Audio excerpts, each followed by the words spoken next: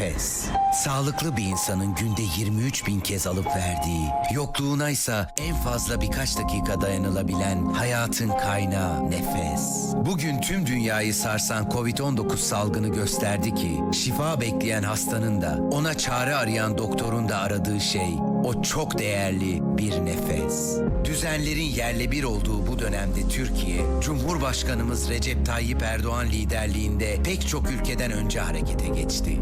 Tıpkı 100 yıl önce olduğu gibi topun sindiremediği toplu vuran yürekler bu sefer bir nefes sıhhat için ayağa kalktı. Sanayi ve Teknoloji Bakanlığı, Sağlık Bakanlığı ile eşgüdüm halinde salgınla mücadele için gerekli ihtiyaçları tespit etti. Bu dönemde solunum cihazlarını üretme noktasında yoğun bir çalışmayı şu anda kurumlarımız devam ediyor. sıfırdan kurulan seri imalat hattında ilk ürün 14 gün içinde hazırdı. Seri üretimde ilk deneme prototipi. Evet, hayırlı olsun. Tamamı Türk mühendislerinin emeği ve alın teriyle yapılan yerli yoğun bakım solunum cihazı bütün testleri başarıyla geçti. Üretilen cihazlar hastanelerde şifa arayan vatandaşlarımıza nefes olmaya başladı bile. Burası nefes almaktan vazgeçmeyenlerin ülkesi. Dün Çanakkale'de mevzisini terk etmeyen kahramanların nesli bugün dünyaya insanı yaşatmanın gücünü göstermek için iş başında. İnsanı yaşat ki devlet yaşasın düsturuyla bu birlik ruhunun vücut bulmasını sağlayan ve mücadeleye liderlik eden Sayın Cumhurbaşkanımıza nefes almadan çalışan Türkiye'nin yetenekli mühendislerine sonsuz şükranlarımızla. Başkanım,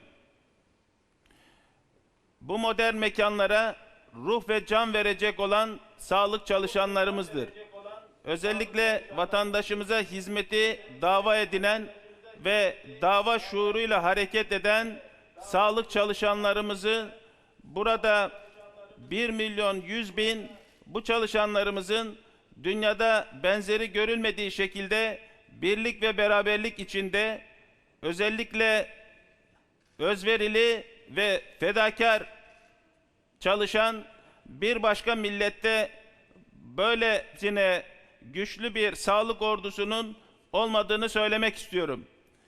Bu pandemiyle mücadelemizin kahramanı olan sağlık çalışanlarımızla bu mücadeleyi başarıyla tamamlayacağımıza inanıyorum. Ve sizlerin takdir ve alkışlarına mazhar olan 1.100.000 sağlık çalışanımızın bundan sonraki süreçte de takdir ve alkışlarınızı devam ettirecek, hak etme şeklinde bu takdir ve alkışlarınızı hak edecek şekilde devam ettireceğinize inanıyorum. Evet, teşekkür ediyoruz. Sağ olun, var olun.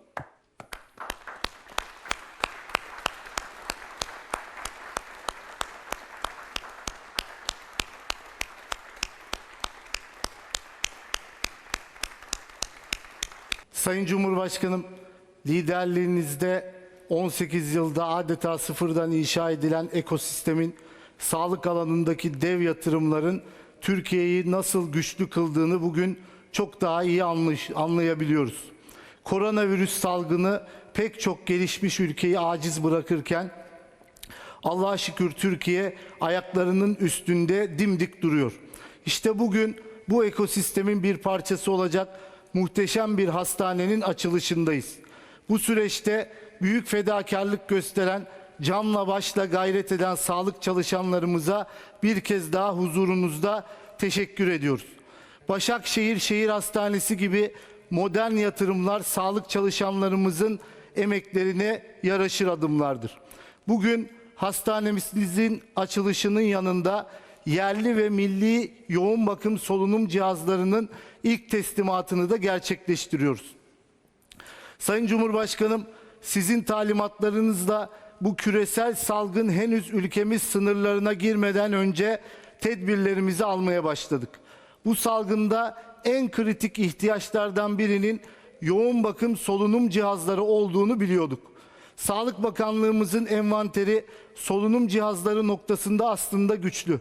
Ama biz süreç içinde bir sıkıntıyla karşılaşmamak adına bu işin ne kadar kritik olduğunun bilinciyle hareket ettik.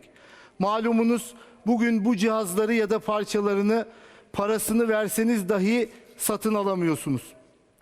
İşte bu yüzden kendi imkanlarımızla bu cihazları üretmek için Sağlık Bakanlığımızla eşgüdüm içerisinde sürecin daha başında harekete geçtik. Çünkü biz araştırma geliştirme altyapılarımıza, çalışkan ve becerikli mühendislerimize güveniyoruz.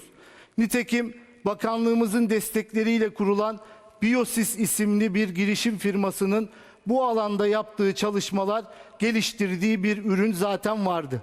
Bu çalışmaları hızla seri üretime dönüştürmek için yerli firmalarımız bir milli seferberlik başlattı.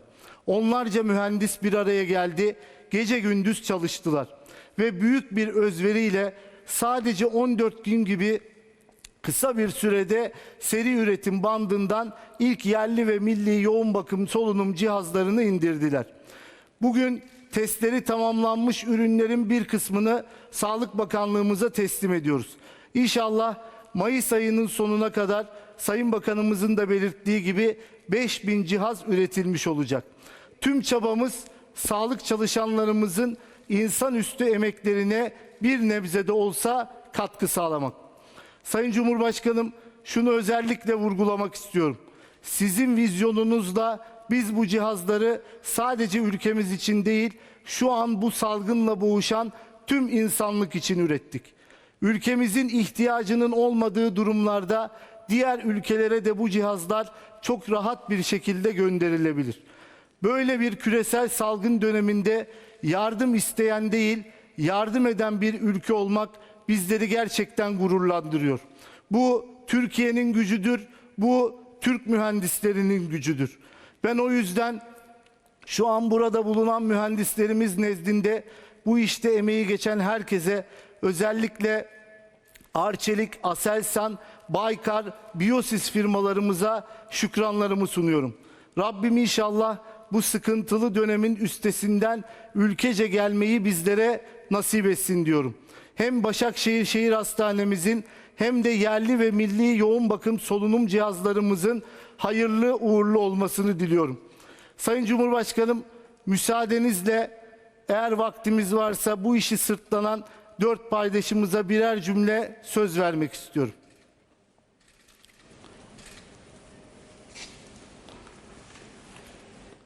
Biyosis'ten Cemal Bey. Buyur. Mikrofon. Selamlar Sayın Cumhurbaşkanım. Ben Biosis Biyomedikal kurucusu ve genel müdürüyüm. Bu projeye 2012 yılında Sanayi Bakanlığı'nın Tekno Girişim Sermaye desteğiyle başlamıştık. Daha sonra TÜBİTAK, KOSGEB ve Bilkent Üniversitesi'nin destekleriyle 2017 yılında ürünü ticarileştirmeyi ve valide etmeyi başardık. Bu süreçte Sanayi Bakanlığımızın yoğun bir koordinasyonuyla kendi alanında dev 3 firma bir araya gelip bütün dünyanın peşinde olduğu bu solunum cihazlarının seri üretimi başarıyla tamamlandı. Bu süreçte bize bu ekosistemde bu tip bir fırsatlar sunduğunuz için Sanayi Bakanlığı'na ve sizlere katkıda bulunan herkese çok teşekkür ediyoruz. Ülkemize ve tüm insanlığa rahat bir nefes aldırmak için varız. Teşekkür ederim. Baykar'dan Çok teşekkür Selçuk ederim. Bey efendim. Sağ olun. Baykar'dan Selçuk Bey efendim. Sayın Cumhurbaşkanım, bundan yaklaşık bir ay kadar önce projeyi size sunduğumuzda tabii bize... Selçuk Bey, sesiniz gelmiyor. Geldi mi hocam? Sayın Cumhurbaşkanım, projeyi bundan yaklaşık Evet. bir ay kadar önce size sunduğumuzda inanıyorum Türk mühendisleri en iyisini en hızlı şekilde yapar demiştiniz. Bu bize en büyük moral oldu ve gün gün projeyi takip etmeniz, liderlik etmeniz sayesinde bugün burada ilk ürünleri hazırlamış olduk. Tabii bu tam bir milli seferberlik ruhuyla yapıldı. 4 Türk şirketi bir araya geldi.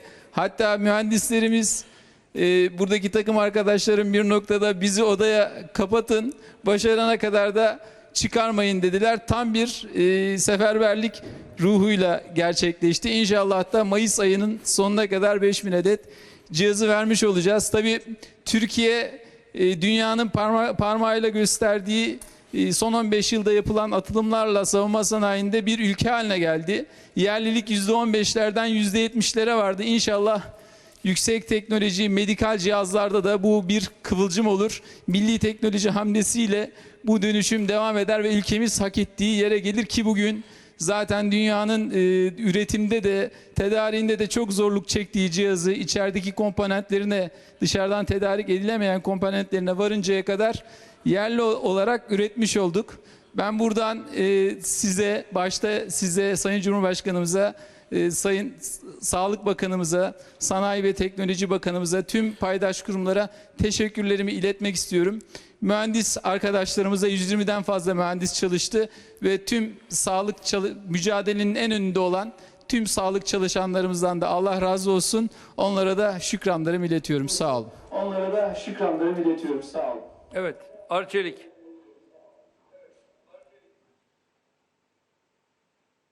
Sayın Cumhurbaşkanım,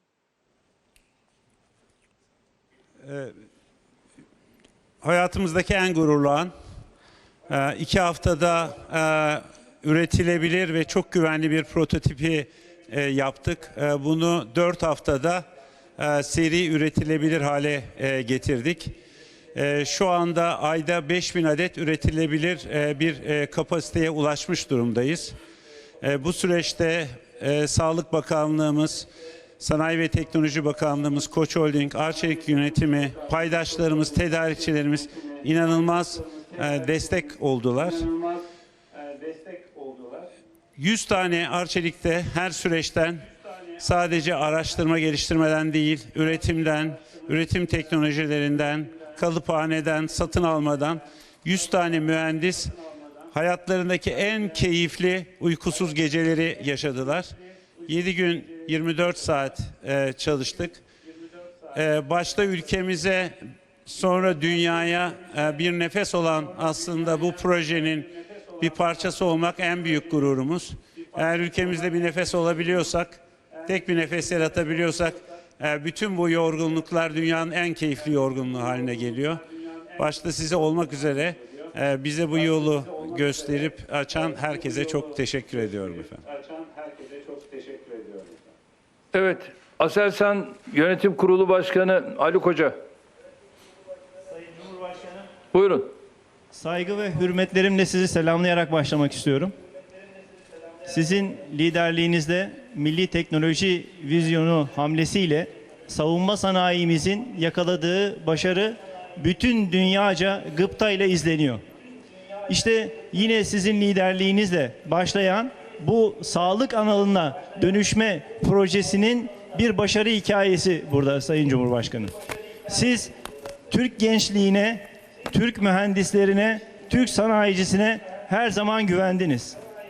Ve bugün sizin bu güveninizin çok anlamlı bir ürünü hep birlikte ortaya çıkmış oldu. Savunma sanayinde faaliyet gösteren, yüksek teknolojiyle çalışan, özellikle Baykar, Aselsan şirketlerinin ve üretimde de Arçelik'in sorumluluk almasıyla yine çok kısa bir sürede yüksek teknolojik bir ürünün hayata dönüşüm sürecini hep birlikte yaşadık. Bizlere verdiğiniz bu fırsat için saygı ve hürmetlerimi ve tüm çalışanlarımız adına teşekkürlerimizi sunuyorum. Milletim, sevgili İstanbullular, sağlık camiamızın kıymetli mensupları, değerli misafirler, sizlere en kalbi duygularımla, muhabbetle selamlıyorum. Başakşehir Şehir Hastanemizin hizmete giren ilk etabının ülkemize, milletimize, İstanbul'umuza hayırlı olmasını diliyorum. Hastanemizin inşasında emeği geçen kurumlarımızı, firmalarımızı, işçisinden mühendisine herkesi tebrik ediyorum. Malum burası yap işlet devret anlayışıyla yapıldı. Onun için Rönesans ve ortağına da şahsım, milletim adına teşekkür ediyorum. Zira temelini attığımız günden bu yana bu işi başaramayacaklar diyenler çıktı.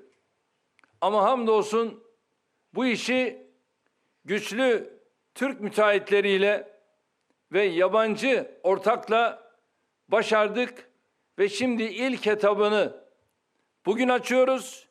İkinci etabını da Mayıs ayının yine 20'sinde açacağız.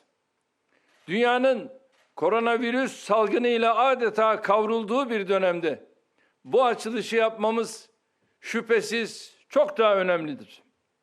Gelişmiş ülkelerin sağlık sistemlerinin dahi çöktüğü, insanların evlerinde, hastane koridorlarında yetersiz müdahale sebebiyle öldüğü bir dönemde elimizdekinin kıymetini iyi bilmeliyiz.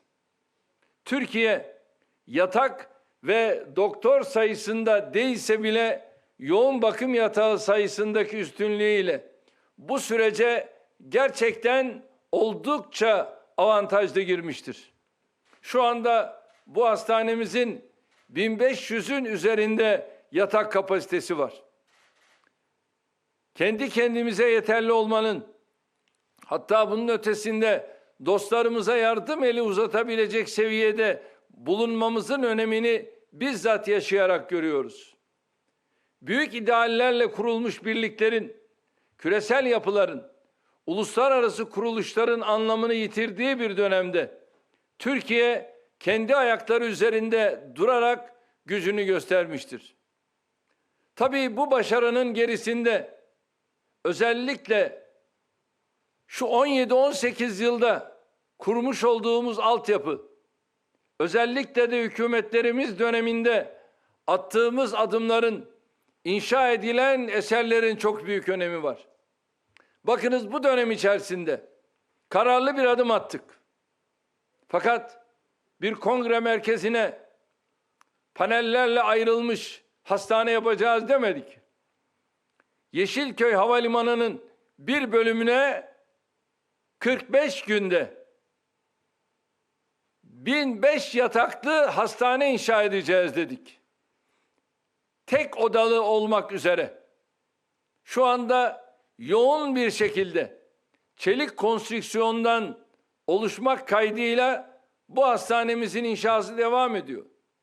Aynı şekilde yine Sancaktepe'de aynı oda sayısına sahip bir başka hastaneyi daha yapıyoruz. Bunlar her odasında gerekli olan banyosu, tuvaletiyle birlikte bütün ihtiyaçlara cevap verecek şekilde yapılıyor. Bir şey daha burada hatırlatmam lazım. Yeşilköy'de aynı zamanda hava ulaşımı, aynı şekilde Sancaktepe'de hava ulaşımı da olacak şekilde tedbirimizi aldık. Ve Sancaktepe'de 2 ulaşım imkanımız var. Bir taraftan malum Sabiha Gökçen, bir taraftan kendi hemen bitişiğindeki pist var. Yeşilköy'de ise zaten böyle bir sıkıntımız yok. Ve bununla uluslararası camiaya da hizmet verme imkanını yakalayacağız. Yani sadece bugüne değil, 10 yıl sonrasına da biz cevap verecek bir yatırımı yapıyoruz. Bunun için ben milletimin dikkatini çekmek istiyorum. Hükümete geldiğimizde milletimize Türkiye'yi eğitim, sağlık, adalet ve emniyet temelleri üzerinde yükselteceğimizin sözünü vermiştik. Sağlık alanında yaptığımız reformlarla hem altyapıyı hem sistemi güçlendirdik. Bakın bir de Derince'de devlet hastanesinin yanında da yine 250 yataklı bir hastaneyi orada da aynı şekilde Sancaktepe gibi inşa ediyoruz. Bir diğeri de Sultan Abdülhamid'in Hadımköy'de inşa ettiği bir hastaneyi, bu tarihi bir hastaneydi. Bunu da 150 odalı, şu anda bunun da restorasyonu yapılıyor. Mesele şu, tarihi toprağa gömmeyelim, onları yeniden kazanalım ve gelecek onunla da iftihar etsin. Ülkemizde genel sağlık sigortası kapsamı dışında kalan neredeyse kimse yoktur. Gücü olan primini ödeyerek, gücü olmayanın primini devlet üstlenerek herkesi bu şemsiyenin altında topladık. Az önce animasyonda da dinledik. Halk içinde muteber bir nesne yok devlet gibi, olmaya devlet cihanda bir nefes sıhhat gibi. Evet, Kanuni Allah rahmet etsin. Bir devlet-i aliyeyi, Osmaniye'yi sağlıklı bir nefese feda etmenin anlayışıyla devlet yönettiler. İşte biz de aynı anlayışla ülkemizi yönetiyoruz. Eskiden kelimenin tam anlamıyla dökülen, şifa değil, dert kapısı olan hastanelerimizi binasından cihazına, ambulansından personeline kadar tamamen yeniledik. Bununla kalmadık. Hayalimiz olan şehir hastanelerini kurmaya başladık. Ne zaman ki bu ülkede başbakan oldum, o süreçte hep bunu söyledim. Şehir hastaneleri benim rüyamdır, benim hayalimdir dedik ve elhamdülillah o günden itibaren başladık ve şehir hastanelerimizi inşa ederek her geçen gün asgari tüm büyük şehirlerimizde bunları yapacağız. Bunun dışında da yine bazı şehirlerimizde bu şehir hastanelerimizi inşa edeceğiz. Artık tüm dünyanın hayranlıkla takip ettiği kamu özel işbirliği yöntemiyle hayata geçirdiğimiz bu proje kapsamında bugüne kadar 10 şehir hastanesini hizmete aldık. Yozgat, Isparta, Mersin, Adana, Kayseri, Elazığ, Manisa, Eskişehir, Ankara, Bilkent ve Ankara Etlik şu anda bitmek üzere. Bursa şehir hastanelerimizin toplam yatak kapasitesi 13.417'dir. Bugün açılışını gerçekleştirdiğimiz Başakşehir Şehir Hastanemiz ise 2.682 yatak kapasitesiyle bu rakamı 16.099'a çıkartıyor. İnşası devam eden 8 şehir hastanemizin büyük bölümünü bu yıl sonuna kadar, kalanlarını da önümüzdeki yıl hizmete almayı planlıyoruz.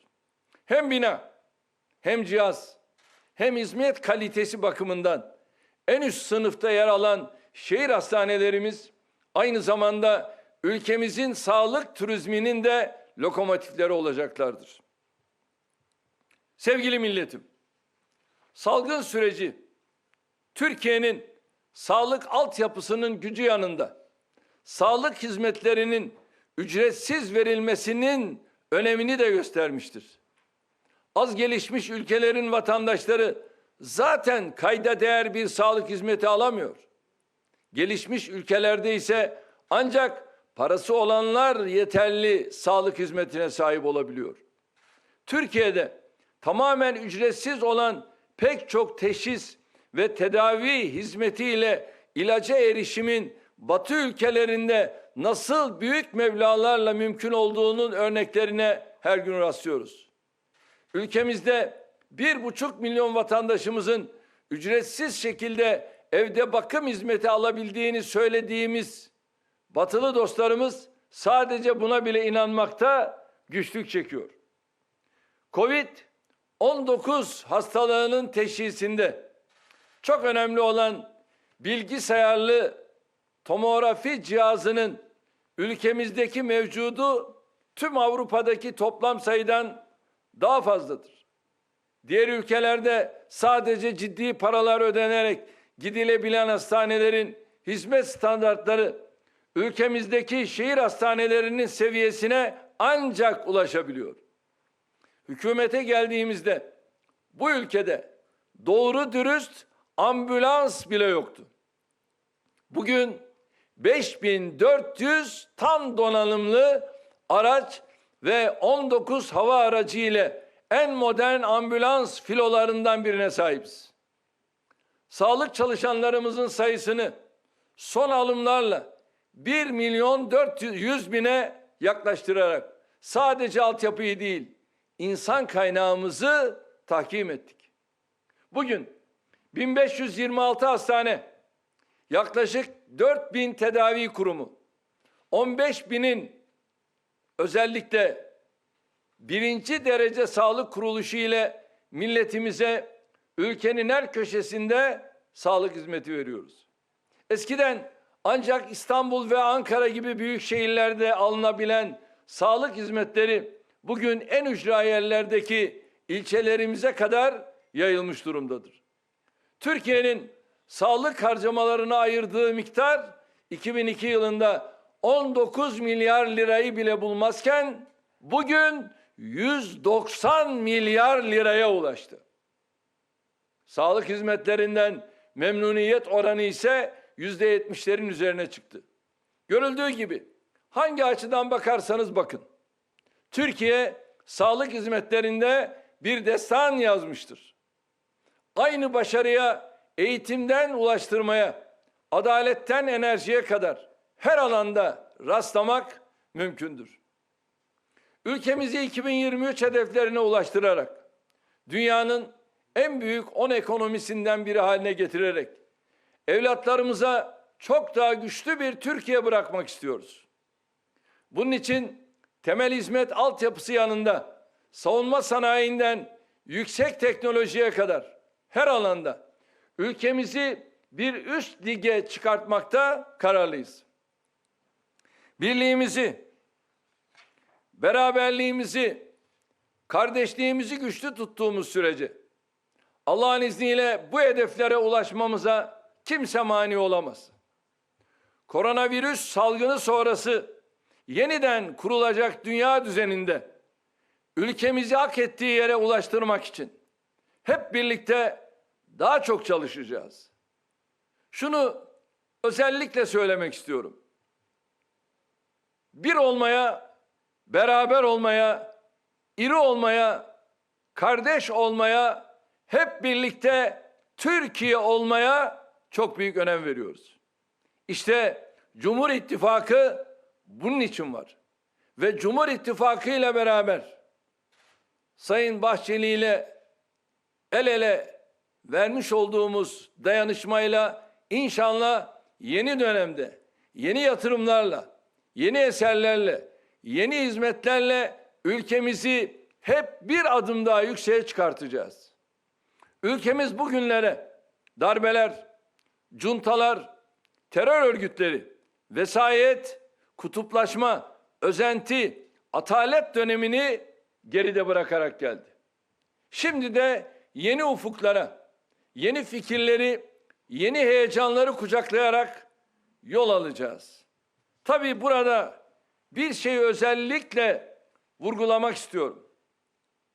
Ve değerli kardeşlerim, az önce takdimi yapılan 115 ventilatör dışarıdan ithal edilerek geldi. Ama ne güzel bir tecellidir ki şu anda yerli ve milli olmak üzere 100 adet ventilatörü ülkemizde hamdolsun işte ekranda da gördüğümüz bu kadro üretmiş vaziyette. İnşallah Mayıs sonuna kadar verdikleri söz şu: ayda 5.000. Tabii ayda 5.000'i üretmezlerse bilmeleri gerekir ki hesabını sorarız. Ve dünyaya bir örnek sunacağız. Bu noktada dünya ventilatör noktasında çok sıkıntılar yaşadı. Hala da yaşıyor. Ama bütün bunlara rağmen biz bu süreci başarılı bir şekilde atlattık. Şu anda Başakşehir Şehir Hastanemizin 115 ventilatörü geldi. 100 de bugün teslimatı yapıldı ve yine bir bölümü de peyderpey gelecek. Bu ne demektir? Yani Başakşehir Şehir Hastanemizin böyle bir sıkıntısı yok ve olmayacak. Öbür tarafta Yeşilköy inşallah 1005 odasıyla devreye giriyor. 1005 odayla aynı şekilde Sancaktepe devreye giriyor. Ve buralarda da bütün bu ihtiyaçlarımız şimdiden giderilmiş durumda. Bu da şunu gösteriyor. Yani Türkiye kendine yeter. Biz bize yeteriz. Hele hele ilaç sanayinde de kendimizi bu noktada konsolide edersek, ilacımızı inşallah üretir hale geldiğimiz andan itibaren bu noktada da çok daha farklı adımları atacağız. Tabii burada ben Arçelik, Aselsan, Baykar, Biyosis ve koordinatör olması hasebiyle Sanayi ve Teknoloji Bakanlığı'yla Sanayi Bakanlığımıza da Sağlık Bakanlığımıza da şahsım, milletim adına çok teşekkür ediyorum. Bu alanlarda yarışı devam ettireceğiz.